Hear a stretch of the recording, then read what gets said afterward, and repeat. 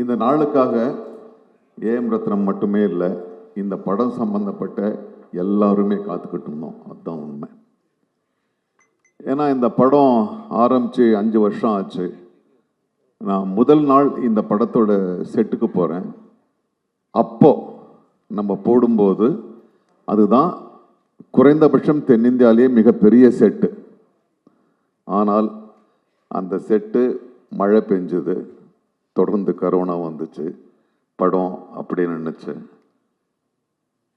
அந்த படத்தை பற்றி மறந்துட்டேன்னு கூட நான் உண்மையாக சொல்லணும். ஆனால் பொறுமையாக ரத்னம் சார் அது அப்படியே கையில் வச்சுக்கிட்டு, உயிரை கையில் வச்சுக்கிட்டு கொண்டு வந்து இந்த நேரத்தை வரைக்கும் முடிச்சிருக்காருன்னா சார், அந்த பொறுமைக்காக உங்களுக்கு என்னுடைய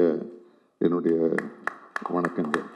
ஏன்னா ஒரு சின்ன படம், ஒரு 4 கேரக்டர்னா நீங்கள் வந்து எல்லாரும் இழுத்து பிடிச்சிடலாம். பெரிய படம், இவ்வளோ பெரிய கேரக்டரு திரும்பியும் செட்டு போடணும், அதுக்குள்ளே அவர் வந்து டெபுட்டி சிஎம் ஆயிட்டாரு. அந்த பொறுமை, அந்த தெளிவு, அந்த முதிர்ச்சி உங்ககிட்ட மட்டும்தான் இருக்குது. அதுக்காக இந்த படம் நிச்சயமாக மிகப்பெரிய வெற்றி அடையணும். அப்புறம் ரத்னம் சாருக்கு அடுத்தது நான் பாராட்ட வேண்டியது என்னுடைய கடமை ஜோதி. ஏன்னா வேற ஒரு டைரக்டரை வச்சு ஆரம்பித்தாங்க. 5 வருடங்களுக்கு பிறகு அவர் வேறு ஒரு நிலைக்கு போயிட்டாரு. இந்த படத்தை யாரை தொடர்ந்து கொண்டு போகுது அப்படின்ற ஒரு பெரிய வச்சனை அப்படின்னு போகும்போது ரத்னம் சார் சொன்னார், விதின்னு.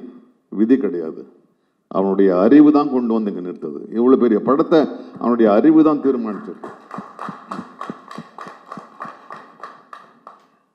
ஏன்னா ஜோதி இந்த படத்தை ஆரம்பித்த முதல் நாள் நான் போனேன், சிரிச்சுக்கிட்டே இருந்தேன். சார் எப்படி உங்களுக்கு எந்த பொறுமை இருக்கோ அப்படியே அவனுடைய புன்சிரிப்பு. பார்த்தா செட்டில் ஒன்றுமே